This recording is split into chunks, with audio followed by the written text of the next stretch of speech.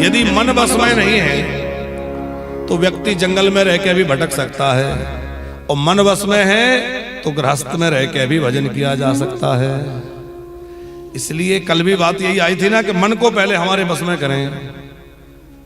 या सड़ सपत न्यान बजगी सिमानो ग्रहे सुनिर्विश्वयते तपूर्वम अत्येति दुर्गा स्वत ऊर्जतारे क्षीणेषु कामं विचरे त्वपश्चित।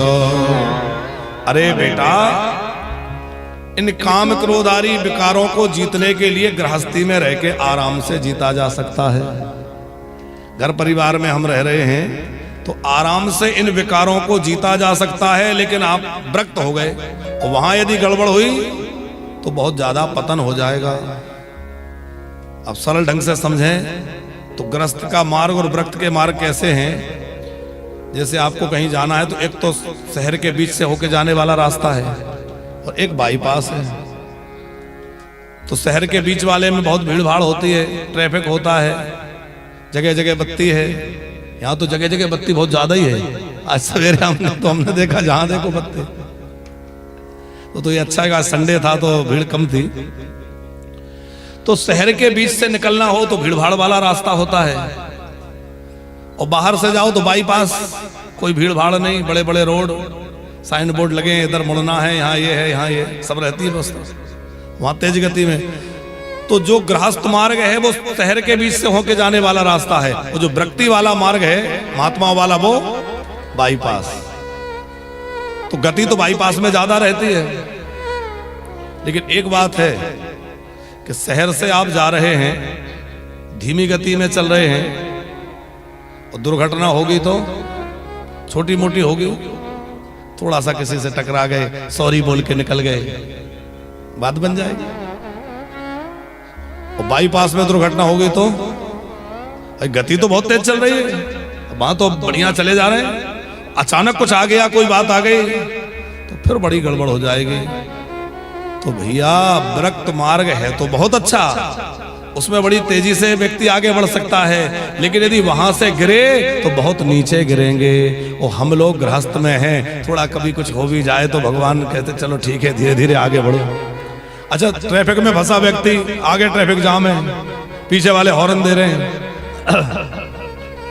सबकी सुनता है, सबकी सहता है, और ध्यान आगे रखता है कि थोड़ा सा भी आगे जगह मिलेगी तो आगे बढ़ जाऊंगा। बस यही गृहस्थी का मार्ग है कि सबकी सुनते रहो, सबकी सहते रहो, और ध्यान आगे रखो कि थोड़ा भी अवसर मिलेगा तो भगवान की ओर आगे बढ़ जाऊंगा, और भगवान की ओर बढ़ते रहो तो भगवान सहज प्राप्त हो जाएंगे, पहुंच जाओगे एक ना एक दिन। बेटा 6 शत्रु हैं, इनसे बचना है। प्रियव्रत जी को बहुत अच्छे से समझाया, बाहर के शत्रुओं से भय नहीं है, हमें अंदर के शत्रुओं से भय है, अंदर के शत्रुओं से बचना है। शत्रुहण कौन है?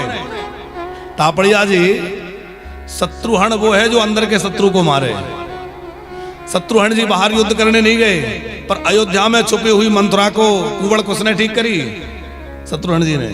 क्योंकि अयोध्या में राम जी का राज्य तिलक नहीं हो पाया, इतना सब हुआ, उसके पीछे कौन शत्रु था? मंथरा। तो छुपे हुए शत्रुओं को जो मारे वो शत्रुहण है। फिर प्रियव्रत जी ने विवाह, अपने दादाजी की बात मान के विवाह करना स्वीकार किया। तो विश्वकर्मा जी की पुत्री बृहस्पति से इनका विवाह हुआ।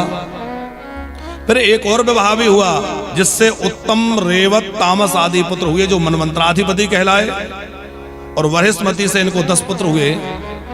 इन्होंने पृथ्वी के 7 भाग किए, जिसको 7 द्वीप बोलते हैं। जो सप्तद्वीपवती पृथ्वी बनी, तो हमारे पुराणों के इतिहास के अनुसार यह किसने किए? महाराज प्रियव्रत ने 7 समुद्र बनाए, 7 बेटों को एक एक द्वीप का राजा बना दिया। हमारा जो द्वीप है इसका नाम हुआ जम्बू द्वीप। जम्बू द्वीप के राजा हुए महाराज आग्नेत्र। इन आग्नेत्र महाराज के यहाँ 9 बेटे थे, तो इन्होंने इस जम्बू द्वीप के 9 खंड किए। हमारा जो खंड है इसका नाम हुआ अजनाब खंड। अजनाब खंड का ही नाम आगे चलकर हो गया भरत खंड, क्योंकि प्रतापी राजा भरत इसमें हुए। और भरत खंड का नाम बाद में भारतवर्ष पड़ गया, पर भारत पड़ गया, पर अंग्रेजों ने आके इंडिया कर दिया। अब देखो इंडिया का अर्थ तो आप लोग समझ सकते हैं, तो भारत का अर्थ हम आपको बतला देते हैं। भा अर्थात होता है ज्ञान, भा अर्थात होता है प्रकाश, दीप्तौ धातु से भावन, तो भा अर्थात ज्ञान, भा अर्थात प्रकाश। जो प्रकाश में रत है, जो ज्ञान में रत है, अथवा जो भक्ति में रत है, वो भारत है साहब। ये भारत की बड़ी महानता है। तो हमारे इस अजनाब खंड के राजा हुए महाराज नाभि, इनके कोई संतान नहीं थी। इन्होंने यज्ञ करके भगवान से, भगवान जैसी संतान चाहिए, तो भगवान ही इनके घर में पुत्र बन के आए और नाम रखा गया ऋषभदेव। भगवान का ऋषभ अवतार हुआ। ये भगवान के ही अवतार है ऋषभदेव। फिर ऋषभदेव जी का विवाह इंद्र की पुत्री जयंती के साथ में हुआ, और आगे चलकर इनके यहां 100 बेटे हुए। तो सबसे बड़े बेटे जो हैं उनका नाम है भरत। ये भरत जी को राजा बना करके ऋषभदेव जी वन में निकल गए, और ऋषभदेव जी समय समय पर अपने बच्चों को बड़ी सुंदर शिक्षा भी देते थे। तापड़िया जी एक दिन सब बच्चों को बुलाकर ऋषभदेव जी ने कहा, अच्छा बच्चों ये बताओ हम लोगों को मनुष्य जीवन क्यों मिला? अब बच्चे तो बच्चे, उन्होंने कहा कि इसलिए मिला है कि खूब पहले खेलें कूदें, सुख भोगें, राज सुख भोगें, ये करें वो। अरे बेटा इसलिए नहीं मिला। देखो खाना पीना सोना बच्चे पैदा करना, ये तो जहां जाओगे सूकर कुकर सभी योनियों में मिलेगा। अच्छा हम लोग अपने बच्चे पालते हैं तो बड़ा वो करते हैं कि हम अपने परिवार को पालने में लगे हैं, वो हमसे बढ़िया तो पशु पक्षी पाल लेते हैं। आप किसी छोटी सी चिड़िया को देखिए कैसे वो अपने छोटे छोटे बच्चों को लिए जहां तहां से दाना चुन के लाती है, वो बच्चों के मुंह में देती है। हमसे बढ़िया तरीके से पाल लेते हैं, कितने बढ़िया बढ़िया घोंसले चिड़िया बना लेती हैं। तो घर बनाना, बच्चे पालना, ये सब तो ये तो कोई भी कर लेता है, पर मनुष्य की विशेषता क्या है? बोले मनुष्य की विशेषता है कि भगवान का भजन करके भगवान को प्राप्त कर ले। नायम देहो देह भाजाम लोके काष्टान कामान नरहति बिडभुजाम्ये तपो दिव्यम पुत्र कायेन सत्वम शुद्ध्यद समाधि ब्रह्म सौख्यम वदनम। बेटा ऋषभदेव जी कह रहे हैं ये जीवन भगवत प्राप्ति के लिए मिला है, भजन करने के लिए मिला है। यदि 2 हाथ पाकर भी हमने परोपकार नहीं किया, सत्कर्म नहीं किए, तो भगवान कहेंगे अगली बार हाथ देने की गलती नहीं करूंगा। क्या करेंगे? 4 पैर वाला बना देंगे। है? अच्छा इतनी बढ़िया भगवान ने हमें जिह्वा दी है। इस जिह्वा को पाकर के हम दूसरों की बुराइयां, इसकी उसकी बातें, व्यर्थ की बातें, प्रपंच की बातें करते रहे, भगवान कहेंगे अगली बार ये गलती नहीं है, जिह्वा नहीं देंगे। फिर भैया मेंढक की तरह आवाज निकलेगी भी तो किस काम की है? भगवान ने मनुष्य बनाया, इतनी बढ़िया हमें वाणी दी है, इस वाणी का उपयोग क्या करें? इस वाणी से भगवान का नाम गाइए, भगवान का यश गाइए, तभी इस वाणी की सार्थकता है। जो नहीं करही राम गुण गाना, जो नहीं करही राम गुण गाना, जी है सोना जी है समाना, जी है सदा जी है समाना। जो नहीं गाए राम गुण गाना, जो नहीं करही राम गुण गाना, जी है सोना जी है समाना, जी है सदा जी है समाना। जो अपनी वाणी में भगवान नाम नहीं गाता उसकी वाणी कैसी है? दाल बहादुर बोलते हैं मेंढक को। और बरसात का समय आता है तो मेंढक कितनी जोर जोर से आवाज करता है, पर वो किसी को अच्छी लगती है, किसी मतलब की है। जैसे मेंढक की ऊंची आवाज किसी को पसंद नहीं आती और वो किसी अर्थ की नहीं है, वैसे ही बिना भगवान की चर्चा के हमारी वाणी की कोई उपयोगिता सार्थकता नहीं है भैया। इसलिए वाणी मिली है तो खूब भजन करो। श्री राम जय राम जय जय राम, श्री राम जय राम जय राम।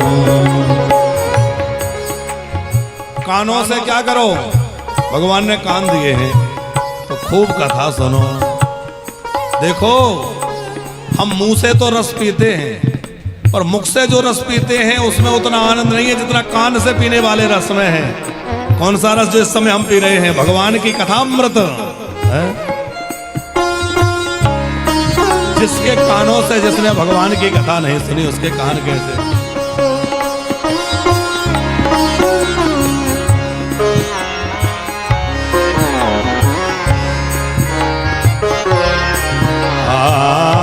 जिन्हें हरि कथा सुनी नहीं काना, जिन हरि कथा सुनी नहीं काना, श्रवण रात्र हे भवन समाना, श्रवण रही भवन समान।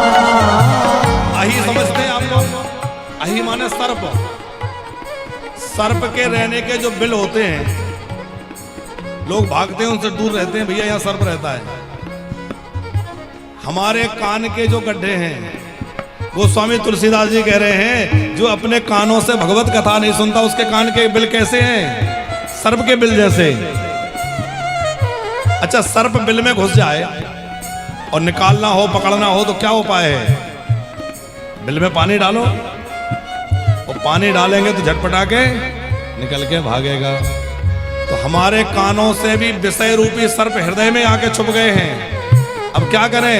बोले कानों से कथा रूपी रस डालो, और कथा रूपी रस डालेंगे तो सर्प निकल निकल के भाग जाएंगे और हृदय में श्री हरि विराजमान हो जाएंगे।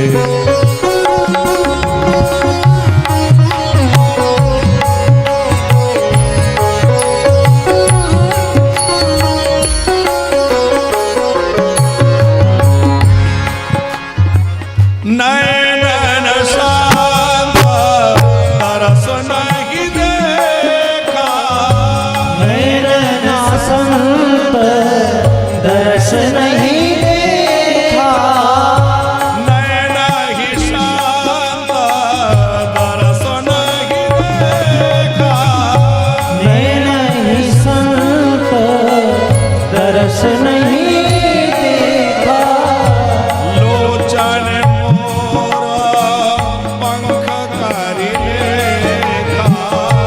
लोचन मोर पंख कर लेखा, लोचन मोर पंख कर लेखा, लोचन मोर पंख कर लेखा।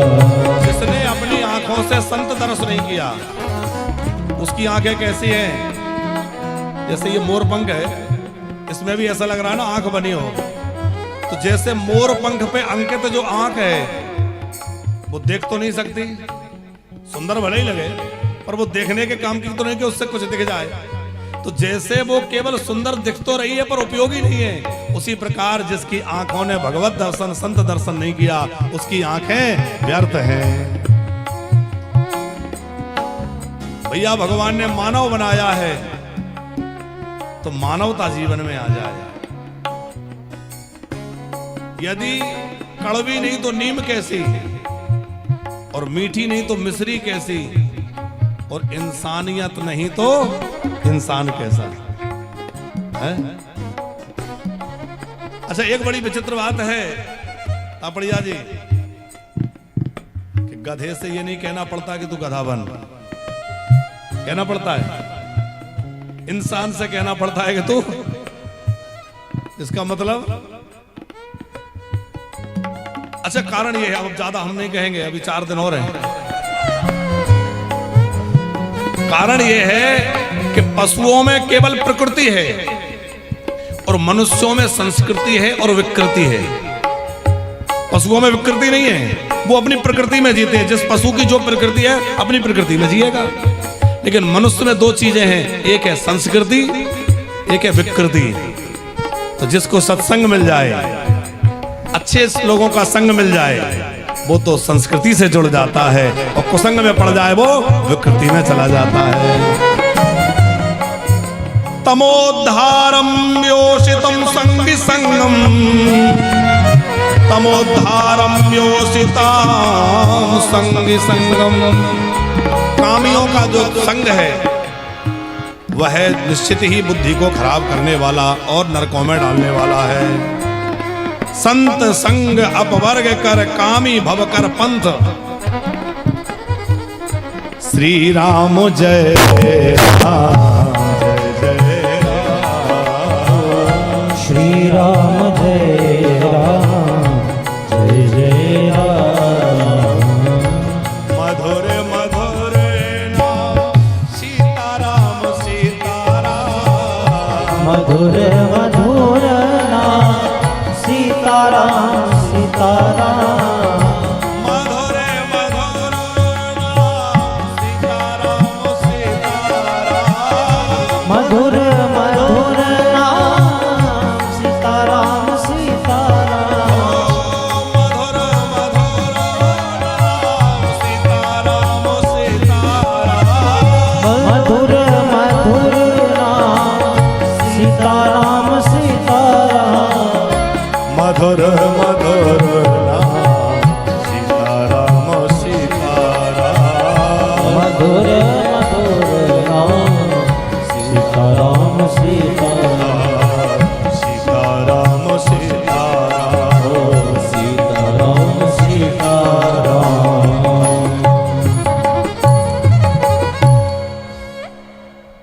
ऋषभ देव जी अपने बच्चों को समझाते हुए कह रहे हैं, बेटा गुरुर्न सस्यात् स्वजनो न सस्यात् पिता न सस्यात् जननी न सस्यात् दैवं न तस्यान्न पुतश्च न सस्यान्न मोक्ष चेद्य समुपेत मृत्यु। ऋषभ देव जी कह रहे हैं कि वह गुरु नहीं है जो अपने शिष्य को भगवत प्राप्ति की राह पर ना ले जाए। भाई गुरु जी जो है भजन की कोई बात ना बताएं, भक्ति में ना लगाएं, और इधर उधर की बातें करें, तो फिर ऐसे गुरुजी से क्या लाभ होगा? हाँ? बच्चे कहेंगे अभी आप कह रहे थे कि गुरुजी जो कहें वही करो। लेकिन बेटा इसका उत्तर यह है कि गुरुजी के अंदर निष्ठा तो पक्की हो, लेकिन एक ध्यान रखना है कि कहीं ऐसे गुरुजी तो नहीं है कि वो कह रहे हो भगवान की पूजा मत करो। ऐसे भी आजकल पंथ और संप्रदाय चल गए हैं जो कहते हैं मूर्तियां उठा के गंगा जी में डाल दो। चल गए कि नहीं? मूर्ति पूजा मत करो, रामायण मत पढ़ो। तो जो भगवान की पूजा का विरोध करे, हम ये नहीं कहते कि हमारी बात मान लो, पर इतना बात ध्यान रखिएगा कि जो भगवान की पूजा का विरोध करे, जो रामायण गीता भागवत का विरोध करे, जो तुलसी एकादशी गंगा गायत्री का विरोध करे, ऐसे लोगों से दूर हो जाओ साहब, वो हमारा हितैषी नहीं हो सकता, वो निश्चित कालनेमी है। ऐसे कालनेमियों से दूर रहो। गुरु न सस्यात स्वजनो न सस्यात, वो हमारा बंधु बांधव नहीं है जो हमें भगवान की भक्ति की ओर न बढ़ाए। वो माता माता नहीं, वो पिता पिता नहीं जो भवबंधन से छूटने का रास्ता न दिखाए। इसका अर्थ यह है तापड़िया जी कि अपने बच्चों को केवल पेट भरने की विद्या नहीं सिखाना चाहिए, बल्कि बच्चों को भगवान की भक्ति की रास्ते पे भी लगाना चाहिए। वही पिता पिता है जो अपने बच्चों को भगवान की भक्ति की ओर प्रेरित करे।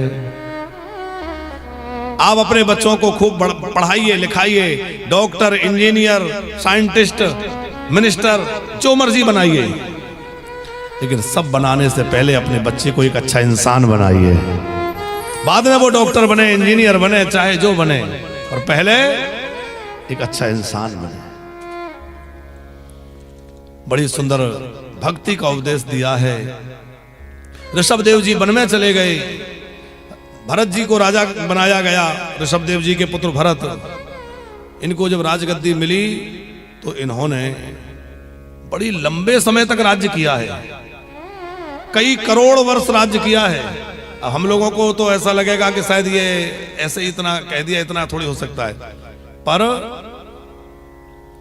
राजन जी आज के हिसाब से हम लोग सोचते हैं, लेकिन उस समय लोगों की आयु लाखों लाख वर्ष की होते थे, तो कई लाख वर्ष तक जो है भरत जी ने राज्य किया। उनके मन में वैराग्य हो गया, अपने पुत्र सुमति को राज्य दे करके और भरत जी वन में चले गए। गंडकी नदी, आज नेपाल से भी कुछ लोग पधारे हैं। नेपाल की पावन भूमि में गंडकी माता, गंडकी नदी बहती है, और गंडकी नदी का जो जल है वो भगवान का चरणामृत ही है, क्योंकि सालिग्राम जी उसी में विराजते हैं। सालिग्राम जी का चरणामृत लेकर के ही गंडकी मैया बहती है। तो गंडकी नदी के किनारे पर पुलाह आश्रम के पास में भरत जी ने अपनी एक कुटिया बना ली, पर्णकुटी बना के भजन करने लगे। कथा आपने सुनी होगी कि एक मृगी पानी पीने आई, कोई हिरण की दहाड़ सुन करके वो छलांग लगाई, उसका प्रसव का काल नजदीक था, उसने एक बच्चे को जन्म दिया। बच्चे को जन्म देते ही वो तो मर गई, लेकिन छोटा सा बच्चा जीवित था। महाराज भरत को लगा कि देखो बच्चा छोटा है बेचारा, अब इसकी मां मर गई, अब इसका कौन है, उठा के ले आए। ये दया करना स्वाभाविक है, संतों के हृदय में तो दया होती है, दया सर्वभूतेषु। लाए, उसको स्वस्थ किया, हरी हरी दूबा खिलाते हैं, धीरे धीरे बड़ा होने लगा। अब वो माला करने बैठते हैं, पीछे से आके वो खुजलाने लगता है, तो माला तो रख देते हैं, उसको गोदी में बिठा लेते हैं। कभी कभी ध्यान लगा के बैठे हैं, वो आके चाटने लग गया, तो ध्यान छूट जाता है और इससे लाड़ लड़ाने लगते हैं। तो ऐसे धीरे धीरे धीरे धीरे इनका मोह जो है वो भरत जी का मृग में बढ़ गया। और मरते समय इनको किसका ध्यान था? हिरण का, क्योंकि हिरण से बड़ा प्रेम करते थे। तो मरते समय हिरण का ध्यान करते करते मरे, इसलिए अगला जन्म किसका मिला? हिरण बन गए। और सावधान हो जाइए, उन्होंने तो हिरण में प्रेम किया। आजकल कुत्तों से लोग बहुत प्रेम कर रहे हैं, करते हैं कि नहीं? कुत्ते पालना हम मना नहीं करते, निषेध नहीं कर रहे हैं। सच्ची बात बताएं, उड़िया बाबा हमारे वृंदावन के महान संत हुए थे, तो वो इधर के ही लेकिन वृंदावन विराजते थे। तो उड़िया बाबा किसी धनी व्यक्ति के घर पहुंचे, उनके घर में एक बड़ा अच्छा कुत्ता था।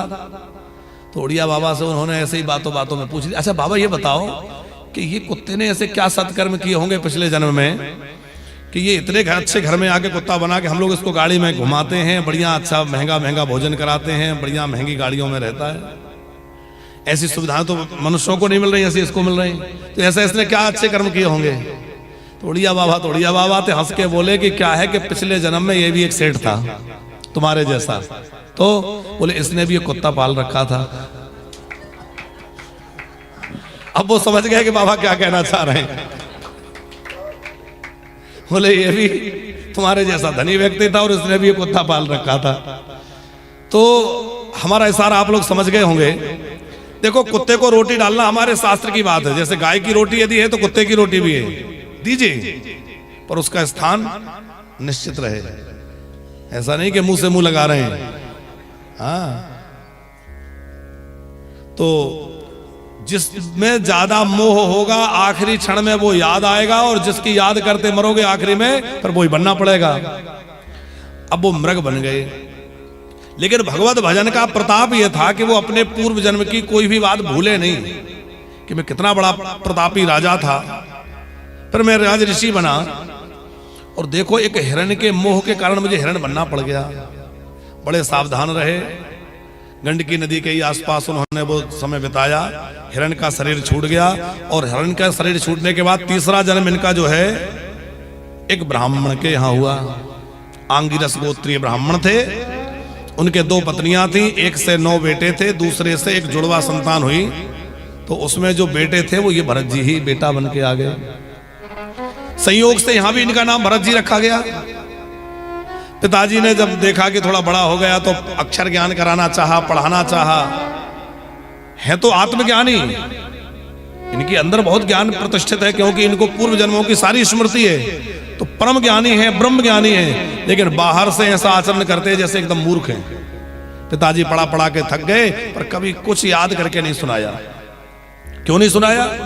बोले अभी सुनाएंगे तो पिताजी पर और आगे इसमें लगाएंगे, धीरे धीरे प्रपंच में फंस जाएंगे, और गुण ही बंधन का कारण है, इसलिए मैं किसी गुण को ग्रहण ही नहीं करूंगा। ये बिल्कुल मौन रहते हैं, जो काम करने लग जाए बस उसी में लगे रहते हैं, क्योंकि शरीर को एक यंत्र की तरह इन्होंने मान लिया। मैं तो आत्मा हूं, ये शरीर तो उसका आवरण है, जो मर्जी इससे करते रहो। कोई आसक्ति थी नहीं। लोगों को लगा ये तो बिल्कुल मूर्ख है। अरे किसी ने कहा मूर्ख नहीं है, बिल्कुल जड़ है, तो नाम ही पड़ गया क्या? जड़ भरत। नाम तो था भरत, पर जड़ बुद्धि होने से लोगों ने सोचा कि जड़ बुद्धि है, तो इनका नाम जड़ भरत पड़ गया। लेकिन ध्यान दीजिएगा, अच्छा आज का समाज कैसा है? जो जितना चालाक होगा लोग उसको उतना ही होशियार समझेंगे, और कोई बेचारा सीधा साधा हो जो बिल्कुल झूठ प्रपंच छल कपट नहीं जानता, अरे वो तो ऐसा ही है। जो जितना ज्यादा छल प्रपंच जानता हो उसको लोग उतना बुद्धिमान मानते हैं। लेकिन गोस्वामी जी ने एक बात कही है कि पारे धाने पारे माने हाराने को वैश्या बड़ी प्रवीण, और तुलसी सोई चतुरता जो राम चरण लौली। भैया दूसरे का धन और दूसरे का मन हरण करने में तो कोई भी कुशलता रख सकता है, पर बुद्धिमान वही है जो भगवान का भजन करने में लग जाए। सबसे बड़ा बुद्धिमान उसी को माना जाएगा जो भजन में लगा हुआ है। मन क्रम बचन छाड़ी चतुराई,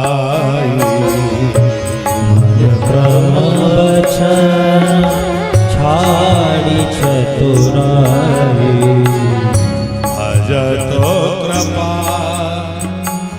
करहि रघुराई, भजतो कृपा करहि रघुराई।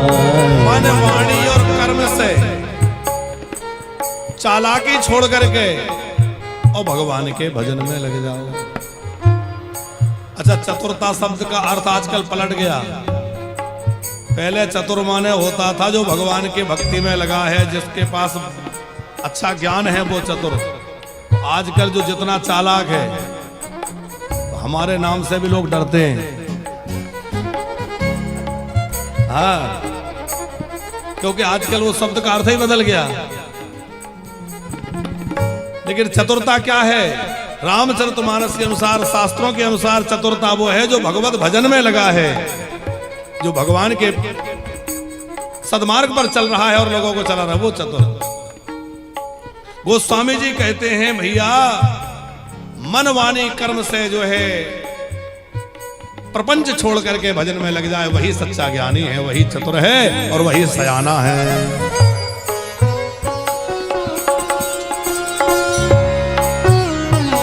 अभी एकदम मौन रहते हैं।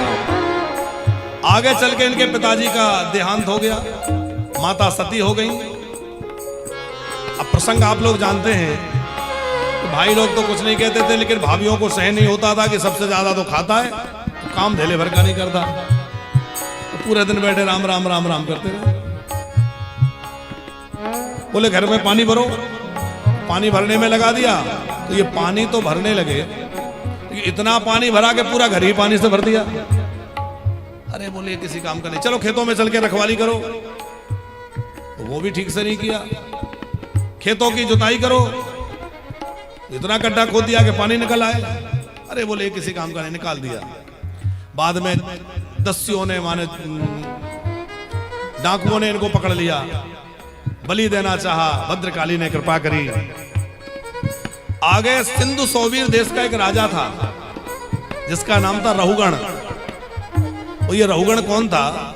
वो जो हिरण था ना, वो हिरण मरने के बाद राजा के घर में जन्म ले लिया, क्योंकि वो हिरण भी जब मरा तो उस राजा का चिंतन करते करते मरा, तो वो हिरण तो बन गया राजा, और राजा बन गया था हिरण, बाद में बन गया ब्राह्मण। तो वही उसमें बैठ करके पालकी में बैठ करके और यहीं गंगा सागर आ रहे थे रहुगण कपिल मुनि के पास कि उनसे ज्ञान उपदेश करें, क्योंकि उसको आत्मज्ञान प्राप्त करने की इच्छा थी। अच्छा होगा तो अच्छा राजा, तब तो आत्मज्ञान की प्राप्ति की इच्छा थी, लेकिन उसके अंदर तमोगुण था, रजोगुण था। रजोगुण के कारण वो जो है सवारी में पालकी में बैठ के जा रहा था। पालकी ढोने वाले कहारों में से एक कहार बीमार पड़ गया। अब 3 लोग कैसे ढोएं? बोले जो मिल जाए पकड़ लो। तो कोई तो मिला नहीं, महाराज जी मिल गए, इन्हीं को लगा दिया। अब पालकी में इनको लगा तो दिया, पर इनकी चाल थोड़ी अलग थी, क्योंकि नीचे देख के चलते कोई चींटी कोई जीव जंतु ना दब जाए, तो कुछ दिख जाए तो थोड़ा छलांग लगा दें। अब आप विचार करो कि पालकी ढोने वाला छलांग लगाएगा तो पालकी में बैठने वाले का क्या होगा? बैलेंस गड़बड़ाएगा है कि नहीं? बार बार सर टकराए, वो क्रोध में तिलमिला जाए, अरे कैसे चल रहे हो, मर मर के चल रहे हो, सर फोड़ रहे हो, दिखता नहीं। वो तीनों कहे महाराज क्या करें, हमारी गलती नहीं है, ये नया वाला गड़बड़ करता है। अच्छा तीनों ने ज्यादा वजन भी उधर ही कर दिया। ऑफिस में कई बार ऐसा होता है ना, कोई नया बाबू आए तो पुरानी फाइलें उलझी फाइलें सब उसके सामने पटक पड़े। हाँ तो वजन भी उधर ही ज्यादा कर दिया। अभी तो अपनी मस्ती में चल रहे थे, इन्हें कोई हानि लाभ नहीं, कोई प्रसन्नता नहीं, कोई दुख नहीं, आनंद में। फिर कुछ दिखाई दिया, फिर थोड़ी छलांग लगाई। जब छलांग लगाई तो वो राजा ने झुककर देखा कि ये कौन है जो मेरी अवहेलना करके बार बार इस तरह से उद्दंडता कर रहा है।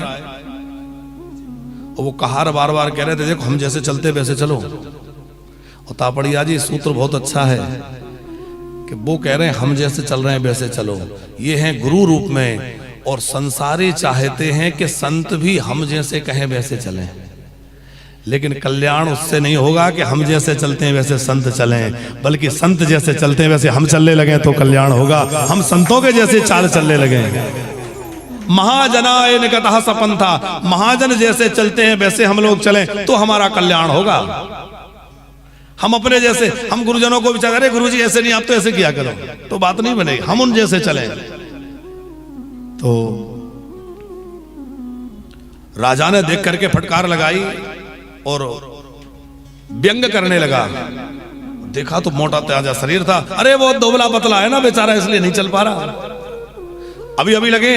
पर राजा व्यंग करते हुए क्या कह रहा है, बहुत दूर से लगा है इसलिए थक गया होगा, बेचारा भूखा है। पर तुम लोग जानते नहीं हो, मैं इसको ऐसा दंड दूंगा जैसे यमराज पापियों को दंड देता है।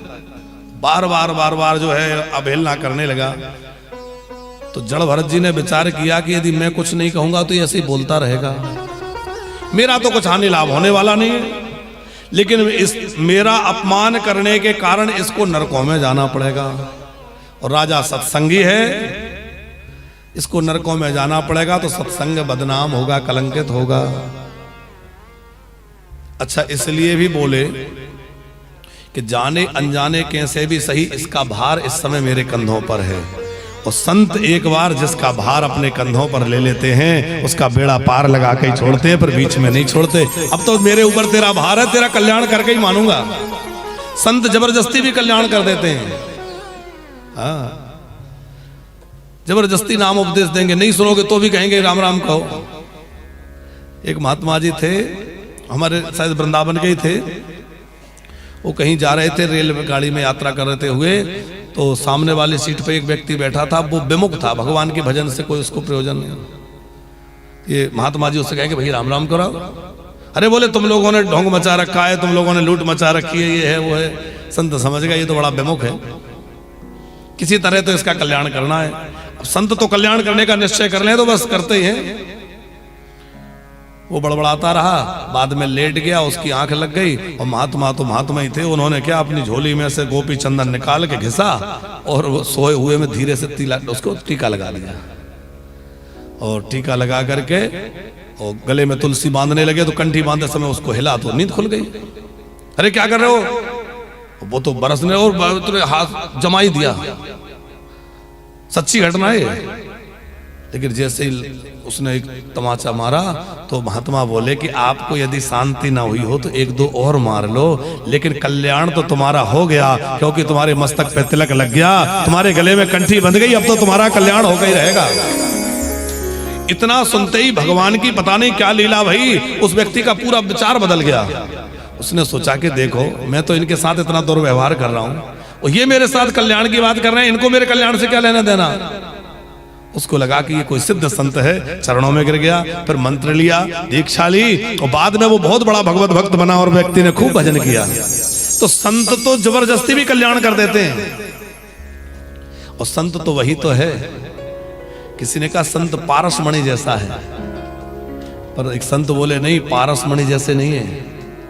पारसमणि लोहे को सोना तो बना देती है, पर पारसमणि लोहे को पारस कभी नहीं बनाती।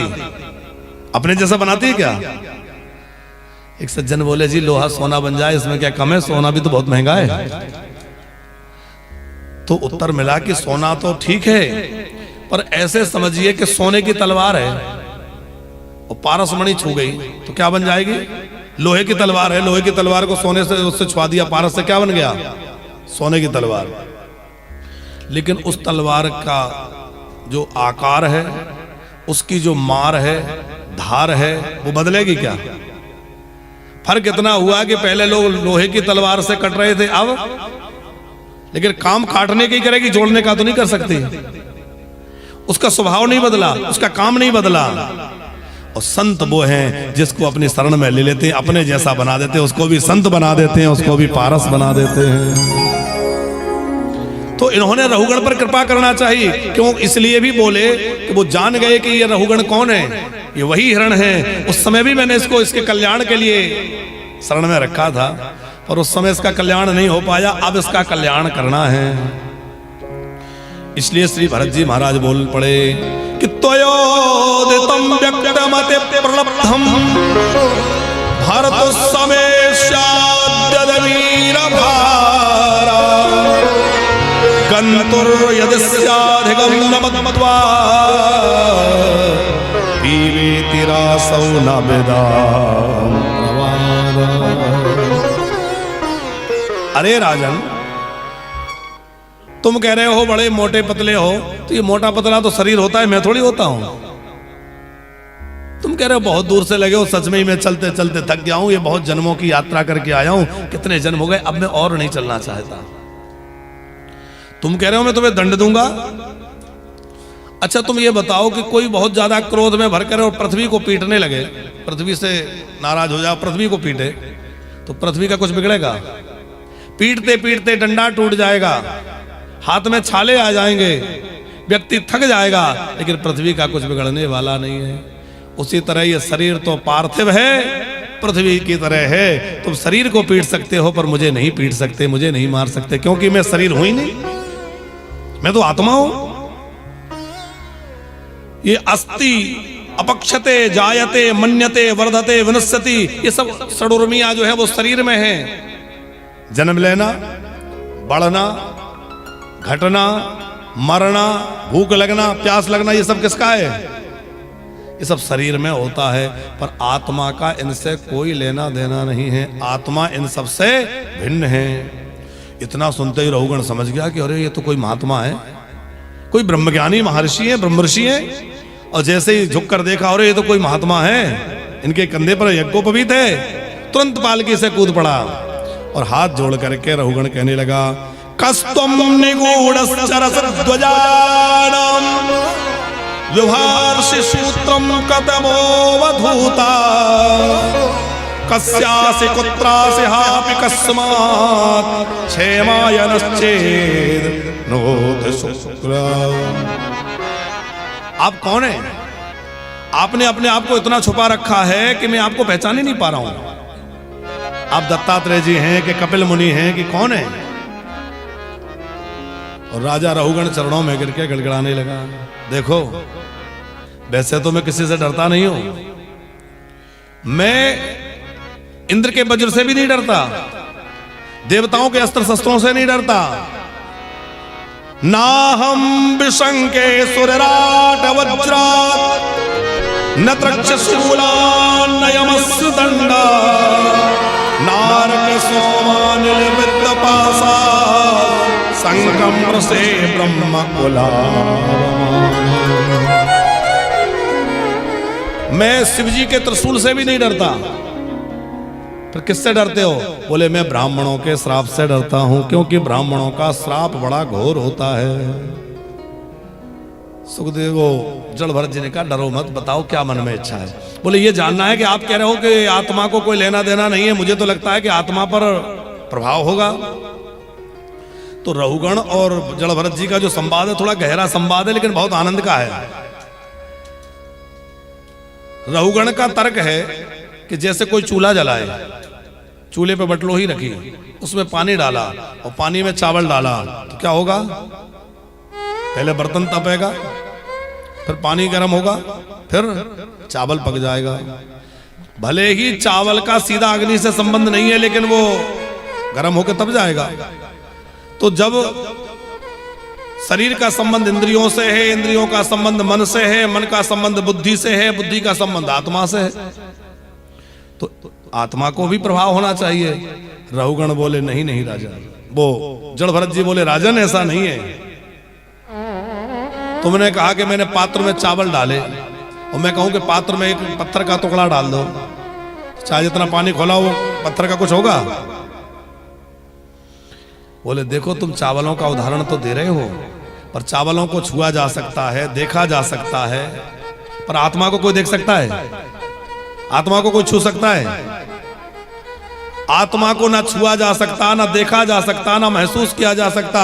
आत्मा तो एक अविनाशी तत्व है, न इसको शस्त्र से काटा जा सकता, न अग्नि से जलाया जा सकता, न वायु सुखा सकती। आत्म तत्व बड़ा अलग है राजन। इस आत्मा ने कितने शरीर धारण कर लिए, कभी चींटी बने, कभी हाथी बने, कभी सूकर बने, कभी कुकर बने। हमारे कितने शरीर हो गए हमें खुद नहीं पता। जैसे कोई कपड़ा बदलता है, ऐसे ही आत्मा जो है वस्त्र बदलती रहती है। लेकिन राजन, इस मनुष्य देह को प्राप्त करके क्या किया जाए? बोले गुरु चरणों का, महत्पुरुषों के चरणों का आश्रय लेकर के और भगवान के भजन में लग जाया जाए। भवाडवी का वर्णन किया और भगवत प्राप्ति का राह, भगवत प्राप्ति की राह बतलाई कि सत्संग के द्वारा, सत्पुरुषों के संग से ही भगवान की प्राप्ति होगी। और फिर जो है रहुगण को ब्रह्म ज्ञान हुआ, रहुगण का कल्याण हुआ। बाद में भरत जी भी भगवत धाम पधारे। आगे भरत वंश का वर्णन है, ज्योतिष का वर्णन, भूगोल खगोल का वर्णन है, और फिर जो है नरकों का वर्णन है। बड़ी विस्तृत चर्चा सुखदेव जी ने की है। लेकिन अब कुछ लोगों को ऐसा लग रहा है नींद आ रही है, तो थोड़ा करंट आ जाए। हैं? कौन है किस पर नहीं है मेहरबानी आपकी। थोड़ा राधा जी का स्मरण करते हुए, कौन है किस पर नहीं है, कौन है किस पर नहीं है मेहरबानी आपकी, कि सारी दुनिया है दीवानी राधा रानी आपकी। सारी दुनिया है दीवानी राधा रानी आपकी। ओ सारी दुनिया है दीवानी राधा रानी आपकी। सारी दुनिया है दीवानी राधा रानी आपकी।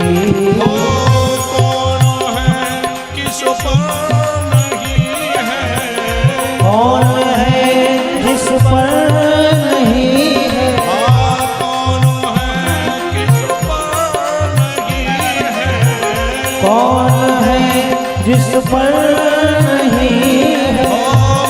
मेहरबानी आपकी। जय हो।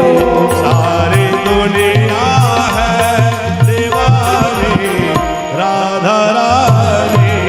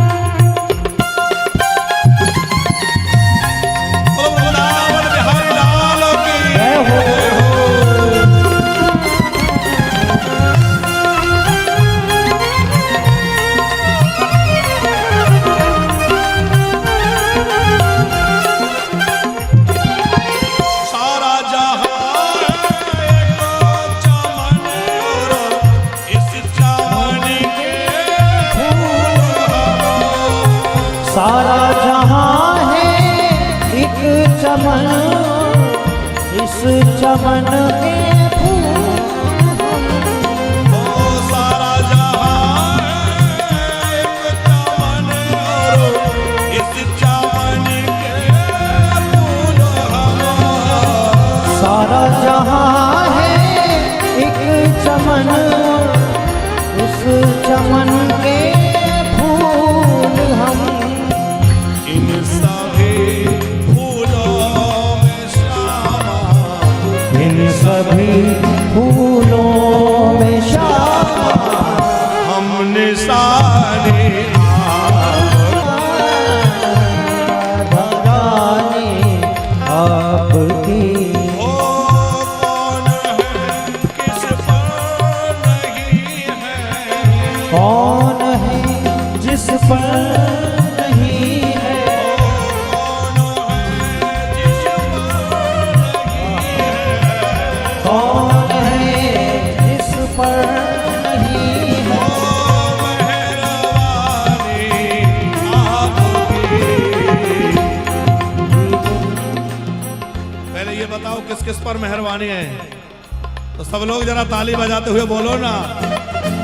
कौन है जिस पर नहीं है, कौन है जिस पर नहीं है, ओ मेहरबानी आपकी।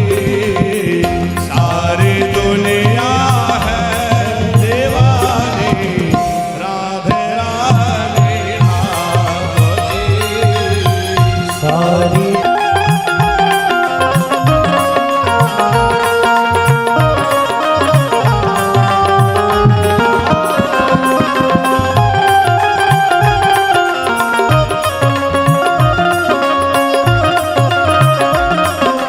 तन भी तेरा मन भी तेरा, मेरा क्या है तन भी तेरा मन भी तेरा, मेरा क्या है लाडली। तन भी तेरा मन भी तेरा, मेरा क्या है तन भी तेरा मन भी तेरा, मेरा क्या है लाडली। तेरा तुझको सौंपता, तेरा तुझको सौंपता, ये निसारे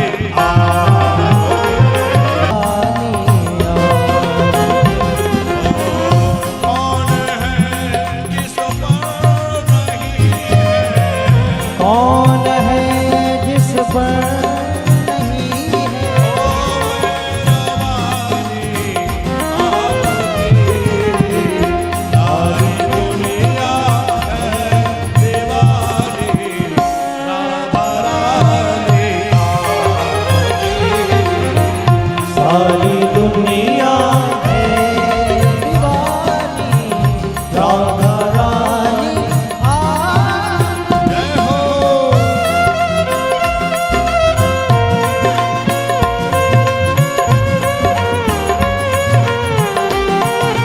जय हो। एक बार बोलो लाडली सरकार की जय हो। जैसे गंगा और यमुना की धारा बहती भूमि पर, जैसे गंगा और यमुना की धारा बहती भूमि पर, श्री राधे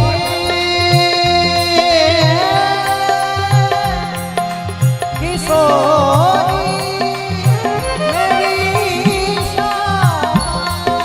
श्री राधे अपने अमर प्रेम की बस एक बूंद झलका श्री बिहारी जी से मेरे मिलन की तो बातें करवा दो प्यारी, तो बातें करवा वेदना से टूटी, विरह वेदना से टूटी, इन तारों को झनका दो, रोम रोम में गिरा नाम रस, उन्मद नाच नचा दो। जैसे गंगा और यमुना की धारा बहती बोले पर, जैसे गंगा और यमुना की धारा बहती भूमि पर, वैसे ही बहते हैं ममता, वैसे ही बहती है ममता, राधा रानी आपकी।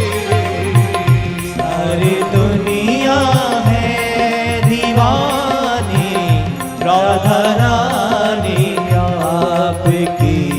ओ कौन है किस पर नहीं है, कौन है जिस पर नहीं है, कौन है किस पर नहीं है, कौन है जिस पर नहीं है।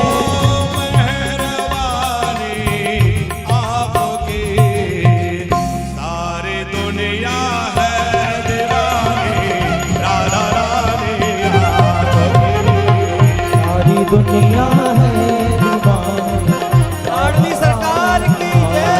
ओ सारी दुनिया है। राधे राधे, राधे राधे श्री राधे, राधे राधे, राधे राधे, राधे राधे, राधे श्री राधे, राधे राधे, राधे राधे, राधे राधे, राधे श्री राधे, राधे राधे, राधे राधे, राधे राधे, राधे श्री राधे। ओ राधे राधे, राधे राधे, राधे राधे श्री राधे।